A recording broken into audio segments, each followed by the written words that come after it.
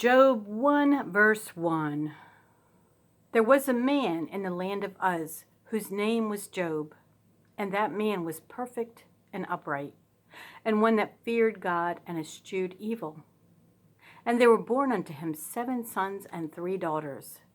His substance also was 7,000 sheep, and 3,000 camels, and 500 yoke of oxen, and 500 she-asses, and a very great household, so that this man was the greatest of all the men of the east.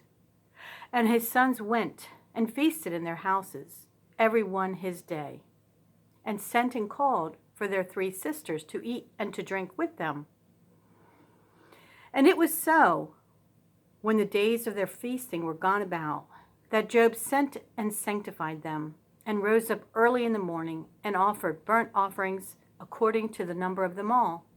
For Job said, "It may be that my sons have sinned, and cursed God in their hearts." Thus did Job continually. Now there was a day when the sons of God came to present themselves before the Lord, and Satan came also among them. And the Lord said unto Satan, "Whence comest thou?" Then Satan answered the Lord and said, "From going to and fro in the earth, and from walking up and down in it." And the Lord said unto Satan, "Hast thou considered my servant Job, that there is none like him in the earth, a perfect and an upright man, one that feareth God and escheweth evil?" Then Satan answered the Lord and said, "Doth Job fear God for naught? Hast thou not made an hedge about him, and about his house, and about all that he hath on every side? Thou hast blessed the work of his hands, and his substance is increased in the land. But put forth thine hand now, and touch all that he hath, and he will curse thee to thy face." And the Lord said unto Satan, "Behold, all that he hath is in thy power, only upon himself put not forth thine hand." So Satan went forth from the presence of the Lord. And there was a day when his sons and his daughters were eating and drinking wine in their eldest brother's house. And there came a messenger unto Job, and said, "The oxen were plowing, and the asses feeding beside them. And the Sabaeans fell upon them, and took them away. Yea, they have slain the servants with the edge of the sword, and I only am escaped alone to tell thee." While he was yet speaking, there came also another, and said, "The fire of God is fallen from heaven, and hath burned up the sheep and the servants, and consumed them, and I only am escaped alone to tell thee." While he was yet speaking, there came also another, and said, "The Chaldeans made out 3 bands, and fell upon the camels, and have carried them away, yea, and slain the servants with the edge of the sword, and I only am escaped alone to tell thee." While he was yet speaking, there came also another, and said, "Thy sons and thy daughters were eating and drinking wine in their eldest brother's house. And behold, there came a great wind from the wilderness, and smote the 4 corners of the house, and it fell upon the young men, and they are dead, and I only am escaped alone to tell thee." Then Job arose, and rent his mantle, and shaved his head, and fell down upon the ground, and worshipped, and said, "Naked came I out of my mother's womb, and naked shall I return thither. The Lord gave, and the Lord hath taken away. Blessed be the name of the Lord." In all this Job sinned not, nor charged God foolishly. Again there was a day when the sons of God came to present themselves before the Lord, and Satan came also among them to present himself before the Lord. And the Lord said unto Satan, "From whence comest thou?" And Satan answered the Lord and said, "From going to and fro in the earth, and from walking up and down in it." And the Lord said unto Satan, "Hast thou considered my servant Job, that there is none like him in the earth, a perfect and an upright man, one that feareth God and escheweth evil, and still he holdeth fast his integrity, although thou movest me against him, to destroy him without cause. And Satan answered the Lord and said, Skin for skin, yea, all that a man hath will he give for his life. But put forth thine hand now, and touch his bone and his flesh, and he will curse thee to thy face. And the Lord said unto Satan, Behold, he is in thine hand, but save his life. So went Satan forth from the presence of the Lord, and smote Job with sore boils from the sole of his foot unto his crown. And he took him a potsherd to scrape himself withal, and he sat down among the ashes. Then said his wife unto him, Dost thou still retain thine integrity? Curse God and die. But he said unto her, Thou speakest as one of the foolish women speaketh. What? Shall we receive good at the hand of God, and shall we not receive evil? In all this did not Job sin with his lips. Now when Job's 3 friends heard of all this evil that was come upon him, they came every one from his own place, Eliphaz the Temanite, and Bildad the Shuhite, and Zophar the Naamathite. For they had made an appointment together to come to mourn with him and to comfort him. And when they lifted up their eyes afar off and knew him not, they lifted up their voice and wept. And they rent every one his mantle and sprinkled dust upon their heads toward heaven. So they sat down with him upon the ground 7 days and 7 nights, and none spake a word unto him, for they saw that his grief was very great. After this opened Job his mouth, and cursed his day. And Job spake and said, Let the day perish wherein I was born, and the night in which it was said, There is a man-child conceived. Let that day be darkness. Let not God regard it from above, neither let the light shine upon it. Let darkness and the shadow of death stain it. Let a cloud dwell upon it. Let the blackness of the day terrify it. As for that night, let darkness seize upon it. Let it not be joined unto the days of the year. Let it not come into the numbers of the months. Lo, let that night be solitary. Let no joyful voice come therein. Let them curse it that curse the day, who are ready to raise up their mourning. Let the stars of the twilight thereof be dark. Let it look for light, but have none. Neither let it see the dawning of the day, because it shut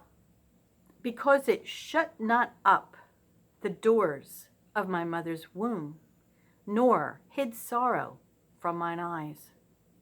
Why died I not from the womb? Why did I not give up the ghost when I came out of the belly? Why did the knees prevent me? Or why the breasts, that I should suck? For now, should I have lain still and been quiet, I should have slept. Then had I been at rest. With kings and counselors of the earth, which built desolate places for themselves, or with princes that had gold, who filled their houses with silver, or as in hidden untimely birth I had not been, as infants which never saw light. There the wicked cease from troubling, and there the weary be at rest. There the prisoners rest together. They hear not the voice of the oppressor. The small and great are there, and the servant is free from his master. Wherefore is light given to him that is in misery, and life unto the bitter in soul, which long for death, but it cometh not, and dig for it more than for hid treasures, which rejoice exceedingly and are glad when they can find the grave. Why is light given to a man whose way is hid, and whom God hath hedged in? For my sighing cometh before I eat, and my roarings are poured out like the waters. For the thing which I greatly feared is come upon me, and that which I was afraid of is come unto me. I was not in safety, neither had I rest, neither was I quiet, yet trouble came. 1 Corinthians 14, 1 through 17. Follow after charity, and desire spiritual gifts, but rather that ye may prophesy. For he that speaketh in an unknown tongue speaketh not unto men, but unto God, for no man understandeth him. Howbeit, in the Spirit he speaketh mysteries. But he that prophesieth speaketh unto men to edification and exhortation and comfort. He that speaketh in an unknown tongue edifieth himself, but he that prophesieth edifieth the church. I would that ye all spake with tongues, but rather that ye prophesied. For greater is he that prophesieth than he that speaketh with tongues, except he interpret, that the church may receive edifying. Now, brethren, if I come unto you speaking with tongues, what shall I profit you, except I shall speak to you either by revelation, or by knowledge, or by prophesying, or by doctrine? And even things without life-giving sound, whether pipe or harp, except they give a distinction in the sounds, how shall it be known what is piped or harped? For if the trumpet give an uncertain sound, who shall prepare himself to the battle? So likewise ye, except ye utter by the tongue words easy to be understood, how shall it be known what is spoken? For ye shall speak into the air. There are, it may be, so many kinds of voices in the world, and none of them is without signification. Therefore, if I know not the meaning of the voice, I shall be unto him that speaketh a barbarian, and he that speaketh shall be a barbarian unto me. Even so ye, for as much as ye are zealous of spiritual gifts, seek that ye may excel to the edifying of the church. Wherefore let him that speaketh in an unknown tongue pray that he may interpret. For if I pray in an unknown tongue, my spirit prayeth, but my understanding is unfruitful. What is it then? I will pray with the spirit, and I will pray with the understanding also. I will sing with the spirit, and I will sing with the understanding also.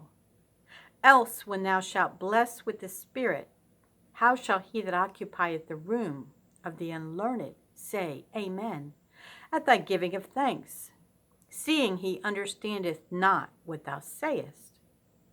For thou verily givest thanks well, but the other is not edified. Psalm 37, 12 through 29. The wicked plotteth against the just, and gnasheth upon him with his teeth. The Lord shall laugh at him, for he seeth that his day is coming. The wicked have drawn out the sword, and have bent their bow, to cast down the poor and needy, and to slay such as be of upright conversation. Their sword shall enter into their own heart, and their bows shall be broken. A little that a righteous man hath is better than the riches of many wicked. For the arms of the wicked shall be broken, but the Lord upholdeth the righteous. The Lord knoweth the days of the upright, and their inheritance shall be forever. They shall not be ashamed in the evil time, and in the days of famine they shall be satisfied. But the wicked shall perish, and the enemies of the Lord shall be as the fat of lambs. They shall consume, into smoke shall they consume away. The wicked borroweth, and payeth not again, but the righteous showeth mercy and giveth. For such as be blessed of him shall inherit the earth, and they that be cursed of him shall be cut off. The steps of a good man are ordered by the Lord, and he delighteth in his way. Though he fall, he shall not be utterly cast down, for the Lord upholdeth him with his hand. I have been young, and now am old, yet have I not seen the righteous forsaken, nor his seed begging bread. He is ever merciful and lendeth, and his seed is blessed. Depart from evil, and do good, and dwell for evermore. For the Lord loveth judgment, and forsaketh not his saints. They are preserved forever. But the seed of the wicked shall be cut off. The righteous shall inherit the land, and dwell therein forever. Proverbs 21, 25, and 26. The desire of the slothful killeth him, for his hands refuse to labor. He coveteth greedily all the day long, but the righteous giveth and spareth not.